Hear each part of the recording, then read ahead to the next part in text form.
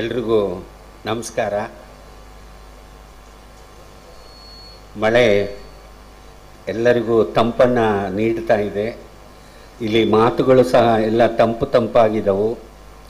ಇವತ್ತಿನ ಇವತ್ತೇನು ಈ ಕಾರ್ಯಕ್ರಮವನ್ನು ಹಮ್ಮಿಕೊಂಡಿದ್ದಾರೆ junior chamber international June 15 India, ಇದೇನು JCI ಈ ಕಾರ್ಯಕ್ರಮವನ್ನು ಹಮ್ಮಿಕೊಂಡಿದ್ದಾರಲ್ಲ, ಈ ಕಾರ್ಯಕ್ರಮದ ಉದ್ಘಾಟನೆಯನ್ನು ಮಾಡಿದಂಥ JC ಪುರಂದರ ರೈ ಅವರೇ ಹಾಗೂ ನಿಕಟಪೂರ್ವ ಸಚಿವರಾದಂಥ ಶ್ರೀ ಕೃಷ್ಣ ಪಾಲೆಮಾರ್ ಅವರೇ ಮತ್ತು ಈ ವೇದಿಕೆ ಮೇಲೆ ಇರ್ತಕ್ಕಂಥ ಎಲ್ಲ ಮಹನೀಯರೇ, ವೇದಿಕೆ ಮುಂಭಾಗದಲ್ಲಿರ್ತಕ್ಕಂಥ ಈ JCIನ ಮನೆತನದ ಎಲ್ಲ ಮುಖ್ಯಸ್ಥರೇ ಮತ್ತು ಸದಸ್ಯರೇ, ಈ ಕಾರ್ಯಕ್ರಮದ ಅತಿ ಹಿಂಭಾಗದಲ್ಲಿ ಕುಳಿತು ವೀಕ್ಷಿಸ್ತಕ್ಕಂಥ ಎಲ್ಲ ಕನ್ನಡ ಕೋಟಿ ಕಲಾಭಿಮಾನಿಗಳಿಗೆ ಈ ಮಂಜಮ್ಮ ಜಗತಿಯ ಅನಂತ ನಮಸ್ಕಾರಗಳು.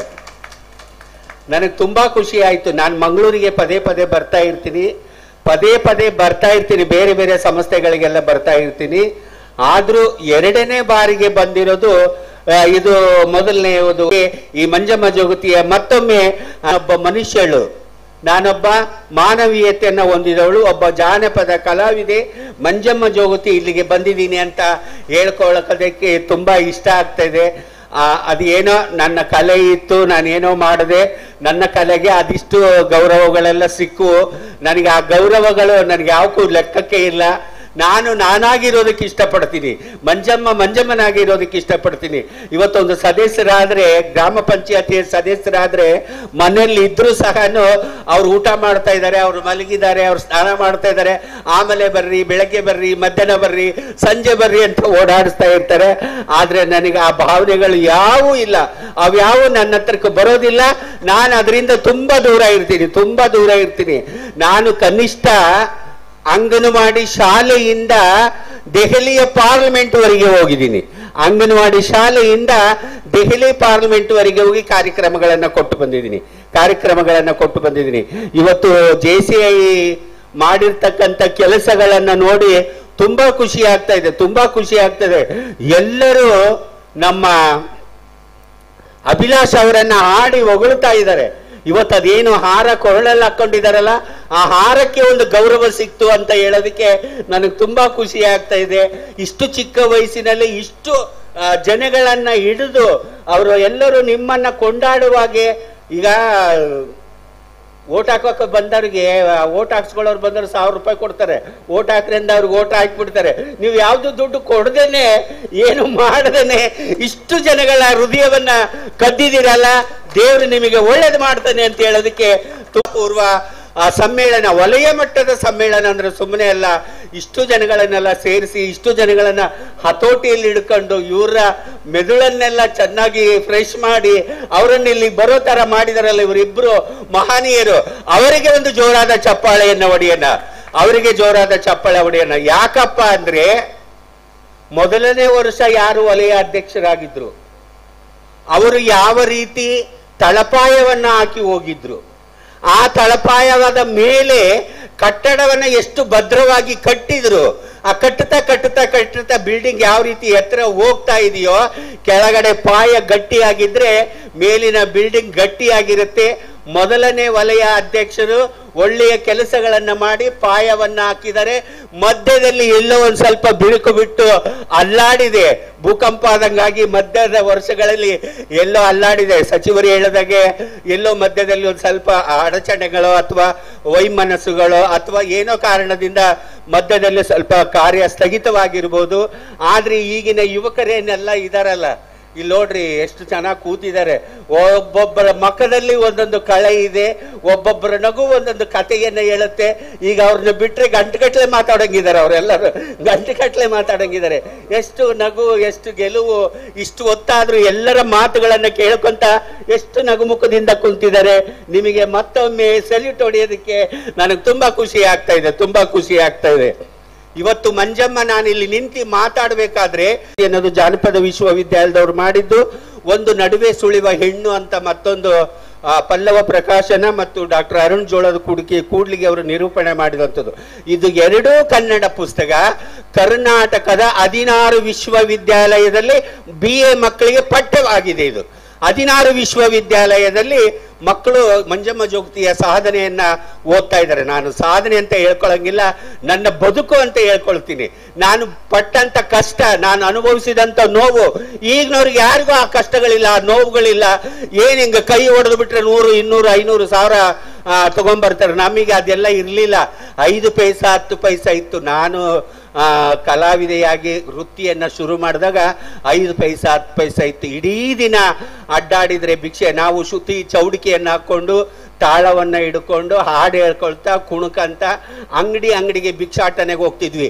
ನನ್ನ ಜೀವಮಾನದಲ್ಲಿ ಒಂದು ಸಾರಿ ಹಿಂಗೆ ಚಪ್ಪಾಳೆ ಹೊಡೆದಿಲ್ಲ. ಚಪ್ಪಾಳೆ, ಆ ಶಬ್ದ ಚಪ್ಪಾಳೆ ಬರೋದೂ ಇಲ್ಲ ನನಗೆ. ಆ ಶಬ್ದದ ಚಪ್ಪಾಳೆ ನನಗೆ ಹೊಡೆಯಕ್ಕೆ ಬರೋದೂ ಇಲ್ಲ. ಇಡೀ ನನ್ನ ತಂಡಕ್ಕೆ ಆ ಚಪ್ಪಾಳೆ ಹೊಡೆಯಕ್ಕೆ ಬರೋದಿಲ್ಲ. ನಾವು ಅವಾಗ 8 ರಿಂದ 9 ರೂಪಾಯಿ ದುಡಿತಾ ಇದ್ವಿ. ಒಬ್ಬೊಬ್ರು 8 ರಿಂದ ಇಡೀ ದಿನ ಆಗಲೆಲ್ಲ ಓಡಾಡಿದ್ರೆ 8 ರಿಂದ 9 ರೂಪಾಯಿ ರೊಕ್ಕ ದುಡಿತಿದ್ವಿ. ಅದರಲ್ಲೇ ನಮ್ಮ ಬದುಕನ್ನ ಕಟ್ಕೊಂಡವರು. ನನ್ನ ತಂದೆ ತಾಯಿಗೆ ನಾವು 21 ಜನ ಮಕ್ಕಳು. 21 ಜನ ಮಕ್ಕಳು. ಯಾಕಮ್ಮ ಚಪ್ಪಾಳೆ ಹೊಡಿತಿ? ನಮ್ಮ ಅಮ್ಮನಿಗ ನಮ್ಮ ಅಪ್ಪನಿಗ ಅದು ಚಪ್ಪಾಳೆ? ನಂಗೆ ಇದು ಡೌಟ್ ಆಯ್ತು ನೋಡಿ. ಏನ್ ಮಾಡೋಣ, ಎಲ್ಲರೂ ಅವ್ವಾರಿದ್ದಾರೆ 21 ಅಂದ ತಕ್ಷಣ ಒಬ್ರು ಚಪ್ಪಾಳೆ ಹೊಡೆದ್ರು ಲೇಡಿ. ಅದು ನಮ್ಮ ಅಪ್ಪನಿಗ ನಮ್ಮ ಅಮ್ಮನಿಗಂತ ಒಂದು ಅರ್ಥ ಆಗ್ಲಿಲ್ಲ. ನಮ್ಮಪ್ಪನ ಸಾಹಸಕ್ಕೆ ಚಪ್ಪಾಳೆ ಹೊಡೆದ್ರು ಅಥವಾ ನಮ್ಮಮ್ಮನ ತಾಳ್ಮೆಗೆ ಚಪ್ಪಾಳೆ ಹೊಡೆದ್ರು ಒಂದು ಗೊತ್ತಾಗಿಲ್ಲ. 17 ಜನ ಸತ್ತು ನಾವು 4 ಜನ ಇದ್ದೀವಿ. ನನ್ನ ತಾಯಿ ಅವಳಿ ಜವಳಿ 3 ಸಾರಿ ಹೆರಿಗೆ ಆಗಿದ್ದಾರೆ. 1 ಸಾರಿ ಹೆರಿಗೆ ಆಗಿದ್ದಾರೆ. ವಿಷ್ಣು, ಬ್ರಹ್ಮ, ಮಹೇಶ್ವರ ಅಂತ 3 ಮಕ್ಕಳಿಗೆ ಹೆಸರಿಟ್ಟಿತ್ತು.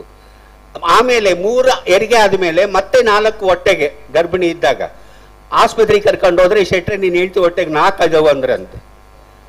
ನೀನ್ ಹೆಂಡ್ತಿ ಬದುಕೋದಿಲ್ಲ ಈ ಸರಿ ಅಂದಾಗ ಏನ್ ಮಾಡ್ಬೇಕ್ರಿ ಅಂದ್ರೆ, ಆಪರೇಷನ್ ಅಂದ್ರೆ ಮಾಡಿಸ್ಕೊಳಂಗಿಲ್ರಿ, ಏನಾದ್ರು ಸುಳ್ಳು ಹೇಳ್ಬೇಕು. ಇಲ್ಲ ಹೊಟ್ಟೆಗೆ ನೀರು ತುಂಬೇವ ಅಂತೇಳಿ ಕರ್ಕೊಂಬ, ನಾನು ಡೇಟ್ ಕೊಡ್ತೀನಿ ಅಂತಂದು ನಮ್ಮ ಅಮ್ಮಗೆ ಡೇಟ್ ಕೊಟ್ಟು ಕರ್ಕೊಂಡೋಗಿ ಅವ್ರು ಹೇಳ್ದಾಗ ಹೋಗಿ ಅಬಾರ್ಷನ್ ಮಾಡಿಸಿ ಆಪರೇಷನ್ ಮಾಡಿಸಿದ್ರು. ಮನೆ ಕರ್ಕೊಂಬಂದ ಮೇಲೆ ಹೊಟ್ಟೆ ನೋಡ್ಕೊಂಡಾಳ, ಹೊಲಿಗೆ ಹಾಕ್ಯಾರ. ಅವಾಗೆಲ್ಲ ಆಪರೇಷನ್ ಹೊಟ್ಟೆ ಕೊಯ್ದು ಆಪರೇಷನ್ ಮಾಡ್ತಾ ಇದ್ರು.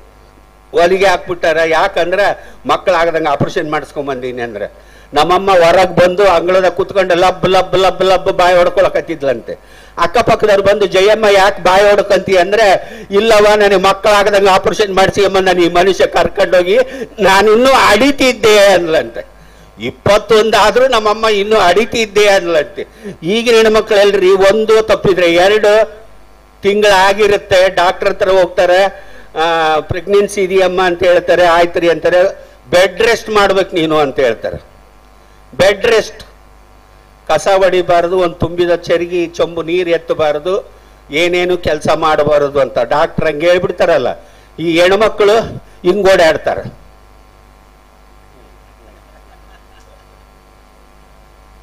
ಏನದು ಉದುರೋದ ಅದು? ಗಿಡಕ್ಕೆ ಮರಕ್ಕೆ ಬಳ್ಳಿ ಬಾರವೆ, ಬಳ್ಳಿಗೆ ಕಾಯಿ ಬಾರವೆ.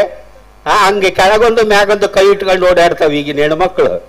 ಒಂದ್ ಹಿಂಗ್ ಬೊಗ್ಗಂಗಿಲ್ಲ, ಹಿಂಗಲ್ಲಾಡಂಗಲ್ಲ, ಹಿಂಗಲ್ಲಾಡಂಗಿಲ್ಲ. ತುಂಬಿದ ತೇರು ಹೋದಂಗೆ ಹೋಗ್ತಾ ಇರ್ತಾರೆ. ಮೆಲ್ಲಕ್ಕೆ ಹೆಜ್ಜೆ ಮೇಲೆ ಹೆಜ್ಜೆ ಇಟ್ಕೊಂಡು ಮೆಲ್ಲಕ್ಕೆ ತುಂಬಿದ ತೇರು ಹೋದಂಗೆ ಹೋಗ್ತಾರೆ. ನಮ್ ತಾಯಾರು ಎಲ್ರಿ ಬಚ್ಚಲ್ದಾಗ ಹೆರಿಗೆ ಆಗ್ಬಿಟ್ಟಾರ. ನಮ್ ತಾಯಾರು ಯೂರಿನ್ ಮಾಡಕಂತ ಹೋಗಿ ಬಚ್ಚಲ್ದಾಗ ಕೂಸ್ ಬಿದ್ದಾಗ, ಅಯ್ಯೋ ನಮ್ಮ ಅಣ್ಣರಿಗೆ ಯಾರಿಗಾನು ಹೇಳ್ತಿದ್ದ, ಹೋಗ್ರಿ ಪಾಪ ಊಟದ ಕರ್ಕೊಂಬೋಗ್ರಿ, ಸೂಲಿಗಿತ್ತಿನ ಅವ್ರನ್ನ ಕರ್ಕೊಂಬೋಗ್ರಿ ಅಂತ. ಹೆಣ್ಮಕ್ಳು ಅವಾಗ ಹಂಗಿರ್ತಿರ್ತಿದ್ರು. ಇವಾಗಿನ ಹೆಣ್ಮಕ್ಳು ಏನ್ ಹೆಣ್ಮಕ್ಳು, ಅವಾಗಿನ ಹೆಣ್ಮಕ್ಳು ಏನ್ ಹೆಣ್ಮಕ್ಳು? ತರಕಾರಿ ಚೆನ್ನಾಗಿ ತಿಂತಿದ್ರು, ಚೆನ್ನಾಗಿ ಕೆಲಸ ಮಾಡ್ತಿದ್ರು, ಯಾವುದಕ್ಕೂ ಎದುರುತ್ತಿದ್ದಿಲ್ಲ. ಇವಾಗಿನವರಲ್ಲಿ ಚೆನ್ನಾಗಿ ಜಗಳ ಮಾಡಂದ್ರೆ ಅತ್ತೆ ಮಾವನ ಕೂಟ ಜಗಳ ಮಾಡ್ತಾರೆ, ಗಂಡನ ಕೂಟ ಜಗಳ ಮಾಡ್ತಾರೆ. ಊಟಕ್ಕೆ ಏನಾದ್ರೂ ತಟ್ಟೆಗೆ ಹಾಕೊಟ್ರೆ ಎಲ್ಲ ತರಕಾರಿ ಎತ್ತಿಡ್ತಾರೆ, ಕರಿಬೇವು ಎತ್ತಿಡ್ತಾರೆ, ಮೆಣಸಿನಕಾಯಿ ಎತ್ತಿಡ್ತಾರೆ.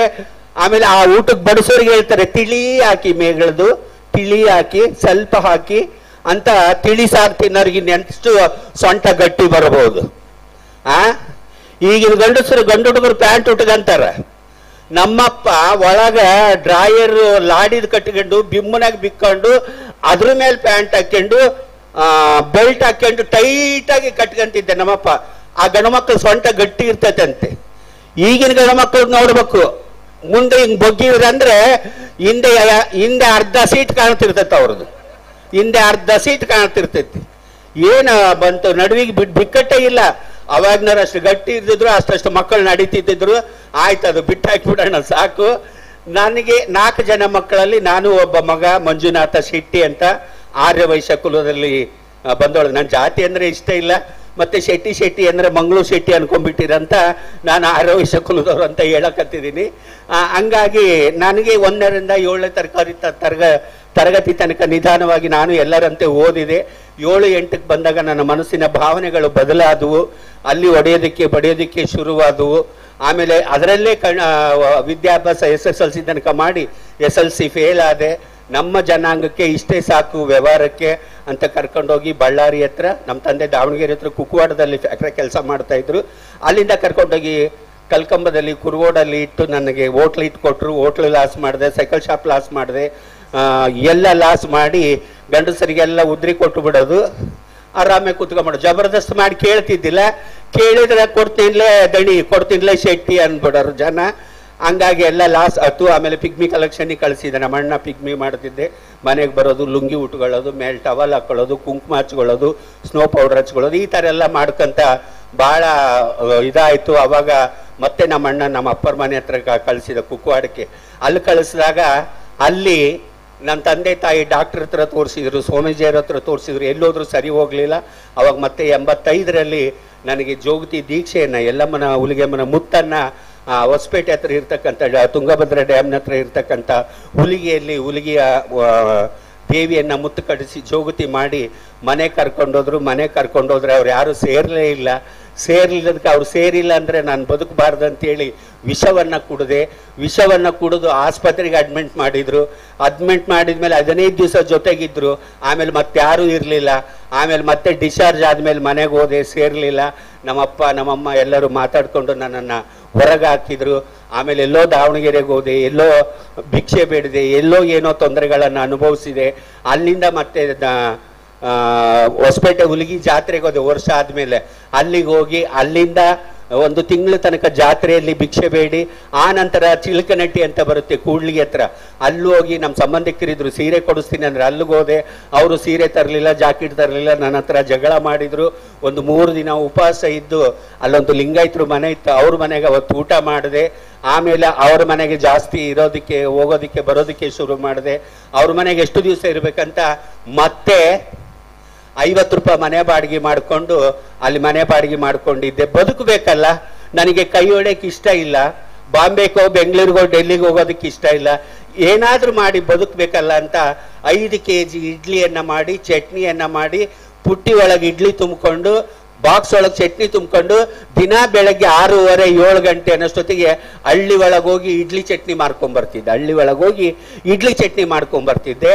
ಸಂಜೆ 5, 6, 7, 3 ಕ್ಲಾಸಿಗೆ ಟ್ಯೂಷನನ್ನು ಹೇಳ್ಕೊಡ್ತಿದ್ದೆ. ನಾನು ಎಲ್ಲರಂತ ಆಗಬಾರ್ದು ಅಂತ ಆ ಟ್ಯೂಷನನ್ನು ಹೇಳ್ಕೊಡ್ತಿದ್ರೆ, ತರಕಾರಿ ಯಾರೋ ಕೊಡ್ತಿದ್ರು, ಅಕ್ಕಿ ಯಾರೋ ಕೊಡ್ತಿದ್ರು, ಜೋಳ ಯಾರೋ ಕೊಡ್ತಿದ್ರು, ಹಂಗೆ ಬದುಕನ್ನು ಕಟ್ಕೊಂಡು ನಾನು 1 ರೂಪಾಯಿಗೆ 4 ಇಡ್ಲಿಯನ್ನು ಮಾರಿದ್ದೀನಿ. 1 ರೂಪಾಯಿಗೆ 4 ಇಡ್ಲಿನ. ಅದೇ ನಾನು 21ನೇ ಇಸ್ವಿಗೆ ಪದ್ಮಶ್ರೀ ತಗೊಳ್ಳೋದಿಕ್ಕೆ ಏರ್ಪೋರ್ಟಿಗೆ ಹೋದಾಗ 218 ರೂಪಾಯಿ ಕೊಟ್ಟು 3 ಇಡ್ಲಿಯನ್ನು ತಿಂದಿದ್ದೀನಿ. 1 ರೂಪಾಯಿಗೆ ಇಡ್ಲಿ 4 ಮಾರಿದವಳು ನಾನೇ, 218 ರೂಪಾಯಿಗೆ 3 ಇಡ್ಲಿ ತಂದವಳು ನಾನೇ. ಅದಕ್ಕೆ ಬದುಕು ಯಾರಿಗೂ ಶಾಶ್ವತವಲ್ಲ. ಇವತ್ತು ಮುಂದಿನ 1-2-3 ಲೈನ್ ಬಿಟ್ಟು ಅಲ್ಲಿರೋರು ಇಲ್ಲಿಗೆ ಬರ್ಬೋದು, ಇಲ್ಲಿರೋರು ಅಲ್ಲಿಗೆ ಹೋಗ್ಬೋದು. ಏನಂತೀರಾ? ಇದು ಯಾರಿಗೂ ಶಾಶ್ವತವಲ್ಲ.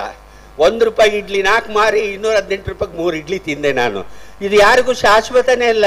ಇದು ಬದುಕು ಬದಲಾಗ್ತಾ ಇರುತ್ತೆ. ಇದ್ದಾಗ ಹಿಗ್ಗದೆ, ಇಲ್ಲದಾಗ ಕುಗ್ಗದೆ ಧೈರ್ಯವಾಗಿ ಮುನ್ನಡೆಯುವವನೇ ನಿಜವಾದ ಮನುಷ್ಯ ಅಂತ ಹೇಳೋದಕ್ಕೆ ಖುಷಿ ಆಗ್ತಾ ಇದೆ. ನನಗೆ ತುಂಬಾ ಖುಷಿ ಆಗ್ತಾ ಇದೆ. ಇದು ಒಂದು ಅದ್ಭುತ ಕಾರ್ಯಕ್ರಮ, ಅದ್ಭುತ ಸಮ್ಮೇಳನ.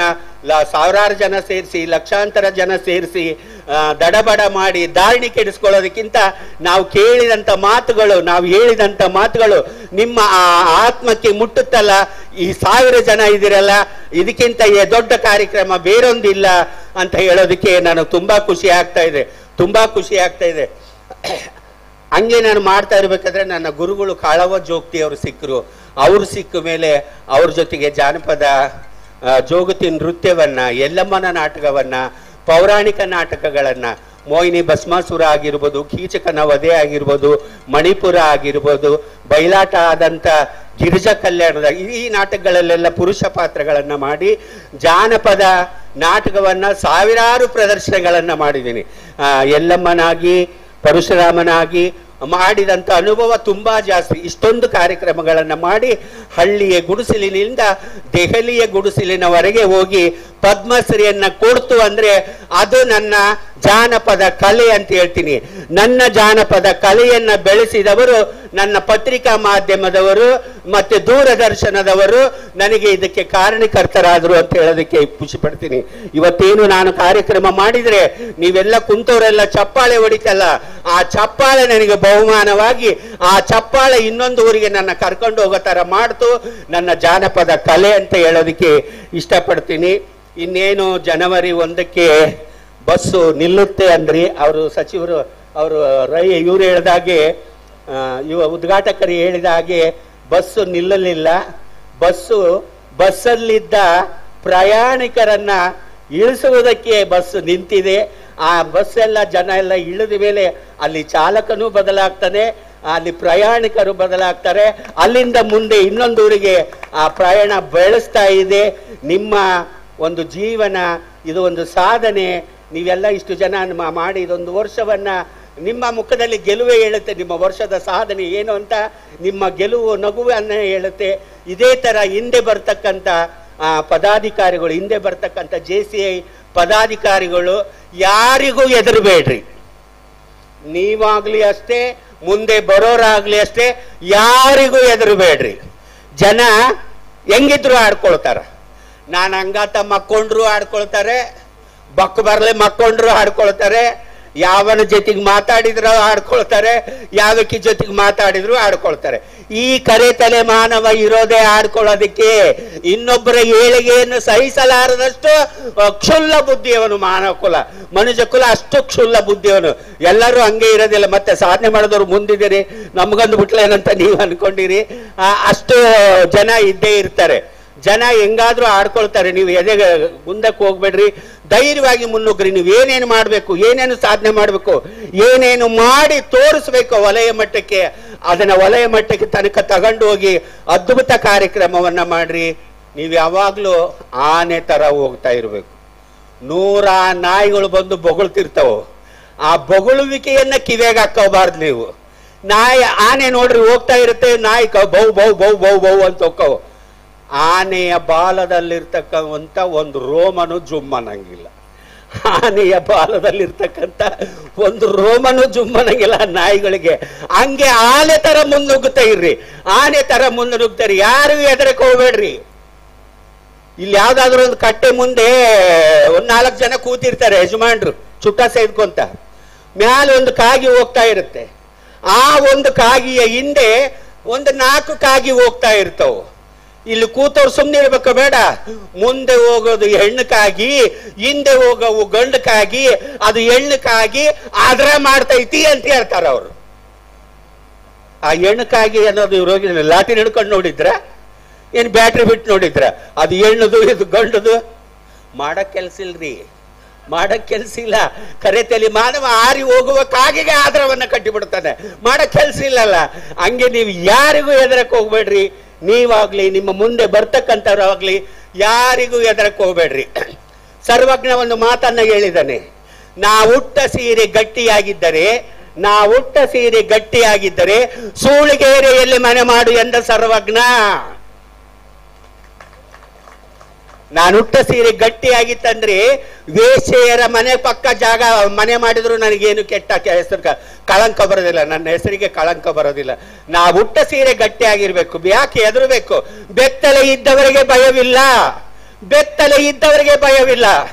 ನೀನು ಮಾಡುವ ಕೆಲಸ, ನೀನು ಮಾಡುವ ಉದ್ಯೋಗ ನಿನ್ನ ಮನಸ್ಸಿಗೆ, ನಿನ್ನ ನೆರಳಿಗೆ ತೃಪ್ತಿಯಾದರೆ ಸಾಕು. ನೀನು ಮಾಡುವ ಕೆಲಸ, ನೀನು ಮಾಡುವ ಉದ್ಯೋಗ ನಿನಗೆ ಮತ್ತು ನಿನ್ನ ನೆರಳಿಗೆ ತೃಪ್ತಿ ಆದರೆ ಸಾಕು. ಬೇರೆಯವರ ಮಾತುಗಳನ್ನು ಕಿವಿಗೆ ಹಾಕೊಳ್ಳಕ್ಕೆ ಹೋಗಬಾರ್ದು. ಸುಮ್ಮನೆ ನಾವು ಮುಂದೆ ನುಗ್ಗುತ್ತಾ ಕೆಲಸಗಳನ್ನು ಮಾಡಿಕೊಂತ ಹೋಗಬೇಕು ಅಂತ ಹೇಳೋದಕ್ಕೆ ಖುಷಿ ಪಡ್ತೀನಿ. ಅದೇ ರೀತಿಯಾಗಿ ಈ ಒಂದು ವಲಯ ಮಟ್ಟದ ಸಮ್ಮೇಳನಕ್ಕೆ ಎಲ್ಲ ಪದಾಧಿಕಾರಿಗಳು ದುಡ್ಡು ಹಾಕಿರ್ತೀರಿ ಅಥವಾ ಬೇರೆ ಬೇರೆಯವರು ಸಹ ನಿಮ್ಮ ಕೈಲಾದಷ್ಟನ್ನು ದುಡ್ಡನ್ನು ಕೊಟ್ಟಿರ್ತೀರಿ. ಆ ದುಡ್ಡು ಕೊಟ್ಟಿದ್ದು ಕೆಟ್ಟು ತಿನ್ನಬೇಡ್ರಿ. ಮುಂದೊಂದು ದಿನ ಅದು ನಿಮಗೆ ಕಟ್ಟಿಟ್ಟ ಬುತ್ತಿ ಮತ್ತೊಂದು ರೂಪದಲ್ಲಿ ಬರುತ್ತೆ. ಬಂಧುಗಳೇ, ನಾನು ಏನು ಹೇಳೋದಕ್ಕೆ ಇಷ್ಟಪಡ್ತೀನಿ ಅಂದರೆ, ನೀವು 100 ರೂಪಾಯಿ ದುಡಿದ್ರೆ 10 ರೂಪಾಯಿಯನ್ನು ಇದು 100 ರೂಪಾಯಿ ಅಂತ ಎತ್ತಿಡ್ರಿ. ಕೇಳ್ರಿ, 100 ರೂಪಾಯಿ ದುಡ್ದಾಗ 10 ರೂಪಾಯಿಯನ್ನು ಇದು 100 ರೂಪಾಯಿ ಅಂತ ಎತ್ತಿಡ್ರಿ. ನೀವು ಇನ್ನೊಬ್ಬರಿಗೆ ದಾನ ಕೊಡುವಾಗ ಇದು 100 ರೂಪಾಯಿ ಆಗಿಟ್ಟಿರುತ್ತೆ. ನೀವು ದಾನ ಕೊಡೋಷ್ಟೊತ್ತಿಗೆ ಇದು 100 ಆಗಿತ್ತೆ. ನೀವು 100 ರೂಪಾಯಿ ಕೊಡುವಾಗ ಇದು 10 ರೂಪಾಯಿ ಅಂತ ದಾನ ಮಾಡ್ರಿ. ನೀವು 10 ರೂಪಾಯಿ ಅಂತ ದಾನ ಮಾಡ್ರಿ, ನಿಮ್ಮ ಸಂಪತ್ತು ವೃದ್ಧಿ ಆಗುತ್ತೆ. ನಿಮ್ಮ ಸಂಪತ್ತು ವೃದ್ಧಿ ಆಗುತ್ತೆ. ಸರ್ವಜ್ಞ ಇನ್ನೊಂದು ಮಾತು ಹೇಳಿದ್ದಾನೆ, ನೀಡುವ ಕೈ ಬಡವನಾದರೆ, ನೀಡುವ ಕೈ ಬಡವನಾದರೆ ಕೊಡುವ ಒಡೆಯನು ಬಡವನಲ್ಲ. ಸರ್ವಜ್ಞ ನಮಗೆ ಮೇಲೊಬ್ಬನೇನಿದಾನಲ್ಲ ಪರಮಾತ್ಮ, ಅವನು ಯಾವತ್ತೂ ಬಡವನಾಗೋದಲ್ಲ. ಅವನಿದಾನೆ ಒಡೆಯ, ನಮಗೆ ಕೊಡ್ತಕ್ಕಂಥ ಒಡೆಯ ಅವನಿದಾನೆ. ನೀಡುವ ಕೈ ಬಡವನಾದರೆ ಕೊಡುವ ಒಡೆಯನು ಬಡವನಲ್ಲ. ಸರ್ವಜ್ಞ ನಾವೇನಿವತ್ತು ಕೈ ಎತ್ತಿ ದಾನ ಮಾಡ್ತೀವಲ್ಲ, ಇದು ಬಡತನದ ಕೈ, ಇದು ಬಡತನದ ಕೈ. ನಮಗೇನು ಕೊಡ್ತಕ್ಕಂಥ ದಣಿ ಏನಿದಾನಲ್ಲ, ಸಾಹುಕಾರ ಏನಿದಾನೆ, ಅವನು ಯಾವತ್ತೂ ಬಡವನಾಗೋದಿಲ್ಲ. ನಿಮ್ಮ ಕೈಯಲ್ಲಿರ್ತಕ್ಕದ್ದನ್ನು ದಾನ ಧರ್ಮಗಳನ್ನು ಮಾಡ್ರಿ ಅಂತ ಹೇಳೋದಕ್ಕೆ ಇಷ್ಟಪಡ್ತೀನಿ. ಇವತ್ತು ರಾಘವೇಂದ್ರ ಹೊಳ್ಳ ಅವರು, ಯತೀಶ್ ಅವರು ಮತ್ತು ಅಭಿಲಾಷ್ ಅವರ ಈ ಒಂದು ದೊಡ್ಡ ಭವ್ಯವಾದ ಈ ವಲಯ ಮಟ್ಟದ ಎಲ್ಲರೂ ಸದಸ್ಯರು ಸೇರಿಕೊಂಡು ಒಂದು ಭವ್ಯವಾದ ಕಾರ್ಯಕ್ರಮವನ್ನು ಮಾಡಿದ್ದಾರೆ. ಈ ಒಂದು ಕಾರ್ಯಕ್ರಮದ ಒಂದು ಸಂಚಿಕೆ ಏನಾದರೂ ಮುಂದಿನ ಬಾರಿಗೆ ನೀವು ಸಂಚಿಕೆಯನ್ನು ಬಿಡುಗಡೆ ಮಾಡಿದರೆ, ನಾನು ಈಗ ಹೇಳ್ತಕ್ಕಂಥ ಮಾತನ್ನು ಅದರಲ್ಲಿ ನೋಂದಾಯಿಸಬೇಕು ಅಂತ ಹೇಳೋದಕ್ಕೆ ಇಷ್ಟಪಡ್ತೀನಿ. ಏನಪ್ಪ ಅಂದರೆ, ಇವತ್ತಿನ ವೇದಿಕೆ ಯಾವ ಜಾತಿಯ ವೇದಿಕೆಯಲ್ಲ, ಯಾವ ಪಕ್ಷದ ವೇದಿಕೆಯಲ್ಲ, ಯಾವ ಲಿಂಗ ಭೇದದ ವೇದಿಕೆಯಲ್ಲ. ಈ ವೇದಿಕೆ ಮೇಲೆ ಸ್ತ್ರೀಲಿಂಗ ಇದೆ, ಪುಲ್ಲಿಂಗ ಇದೆ, ತೃತೀಯ ಲಿಂಗ ಇದೆ. ಇದು ಸಮಾನತೆಯ ವೇದಿಕೆ, ಇದು ಸಮಾನತೆಯ ವೇದಿಕೆ, ಈಕ್ವಾಲಿಟಿ ಸ್ಟೇಜ್. ಇವತ್ತಿನ ಒಂದು ಕಾರ್ಯಕ್ರಮ ಈಕ್ವಾಲಿಟಿಯ ಸ್ಟೇಜ್ ಅಂತ ಹೇಳೋದಕ್ಕೆ ಇಷ್ಟಪಡ್ತೀನಿ. ಹಾಗಾಗಿ ಇವತ್ತಿನ ಈಕ್ವಾಲಿಟಿ ಸ್ಟೇಜ್ ಆಗಿರೋದ್ರಿಂದ ನಿಮ್ಮೆಲ್ಲ ಸದಸ್ಯರಿಗೆ, ಅಧ್ಯಕ್ಷರಿಗೆ ನಾನು ಕಿವಿ ಮಾತು ಹೇಳೋದೇನೆಂದರೆ, ನಿಮ್ಮ ಮಂಗಳೂರಿನಲ್ಲಿ ವಲಸೆ ಬಂದಿರತಕ್ಕಂಥ ತೃತೀಯ ಲಿಂಗಿಗಳು ತುಂಬ ಜನ ಇದ್ದಾರೆ, ಓದವರು ಸಹ ತುಂಬ ಜನ ಇದ್ದಾರೆ. ಇವತ್ತು ಇಲ್ಲಿ ಹನಿ ಮಂಗಳೂರು ಅಂತ ಬಂದಿದ್ದಾರೆ. ಅವರು ಒಂದು ಆಟೋವನ್ನು ಯಾರೋ ನನಗೆ ಬಾಡಿಗೆ ಕರ್ಕೊಂಡು ಹೋಗಲಿಲ್ಲ ಅನ್ನೋದಕ್ಕೆ ಅವರೇ ಸ್ವಂತ ಆಟೋವನ್ನು ಮಾಡಿ ಬೇರೆಯವರಿಗೆಲ್ಲ ಬಾಡಿಗೆ ಕೊಡ್ತಕ್ಕಂಥ ಕೆಲಸವನ್ನು ಹನಿಯವರು ಮಾಡ್ತಾ ಇದ್ದಾರೆ. ಎದ್ದಿಲ್ಲಮ್ಮ, ಹನಿಯವರು ಮಾಡ್ತಾ ಇದ್ದಾರೆ. ಆಮೇಲೆ ಬಾಡಿ ಬಿಲ್ಡರ್ ಟ್ರೈನರ್ ಆಗಿ ಕೆಲಸವನ್ನು ಮಾಡ್ತಾ ಇದ್ದಾರೆ. ಮತ್ತು ನಮ್ಮ ಶಿವಲೀಲಾ ಅನ್ನೋ ಸಿನಿಮಾದಲ್ಲಿ ಅವಳು ಸಹ ಅದರಲ್ಲಿ ಅಭಿನಯಿಸಿದ್ದಾಳೆ. ಇಂಥ ಒಬ್ಬ ವಿದ್ಯಾವಂತರು ಯಾರಾದರೂ, ಇವಳಕ್ಕಿಂತ ಹೆಚ್ಚು ಓದಿದವರಾಗಲಿ ಯಾರಾದರೂ ಇದ್ದರೆ ನಿಮ್ಮ JCI ಒಳಗಡೆ ಸದಸ್ಯರನ್ನ ಮಾಡ್ಕೋಬೇಕಂತ ಕೈ ಮುಗಿದು ಕೇಳ್ಕೊಳ್ತೀನಿ. ಈ ಒಂದು ಸಮಾನತೆಯ ವೇದಿಕೆ ಅದಕ್ಕೆ ರೂಪುಗೊಳ್ಳಬೇಕು ಅಂತ ನಾನು ಕೇಳ್ಕೊಳ್ತಾ ಇದ್ದೀನಿ. ಹಂಗೇನಾದರೂ ಆದರೆ ಮಂಜಮ್ಮನ ಇಲ್ಲಿ ಕರೆಸಿದ್ದಕ್ಕೆ ಸಾರ್ಥಕ ಆಯಿತು ಅಂತ ನಾನು ಖುಷಿ ಪಡ್ತೀನಿ. ದಯವಿಟ್ಟು ಅಂತ ಟ್ಯಾಲೆಂಟ್ ಇದ್ದವ್ರು ಇದ್ದರೆ ಅವರನ್ನು ನಿಮ್ಮ ಹಾಕ್ಕೊಳ್ರಿ. ನಿಮ್ಮದು ಒಂದು ಸಮಾನತೆಯ JCI ಆಗಲಿ. JCI ಈಸ್ ಈಕ್ವಾಲಿಟಿ ಅನ್ನೋ ಒಂದು ಪದ ನಿಮ್ಮ ಸಂಸ್ಥೆಗೆ ಬರಲಿ ಅಂತ ಹೇಳೋದಕ್ಕೆ ಇಷ್ಟಪಡ್ತಾ ಇದ್ದೀನಿ. ನನಗೆ ತುಂಬ ಖುಷಿ ಆಯಿತು. ಇವಾಗ ನಾವೇನು ಇಲ್ಲೆಲ್ಲ ಕೂತಿದ್ದೀವಲ್ಲ, ನಾವು ಯಾರೂ ದೊಡ್ಡವರಲ್ಲ, ನೀವೇನು ಅಲ್ಲೆಲ್ಲ ಕೂತಿರಲ್ಲ, ನೀವು ಯಾರೂ ಸಣ್ಣರಲ್ಲ. ನಾವು ನೀವು ಎಲ್ಲರೂ ಸಮಾನರು, ನಾವು ನೀವು ಎಲ್ಲರೂ ಸಮಾನರು.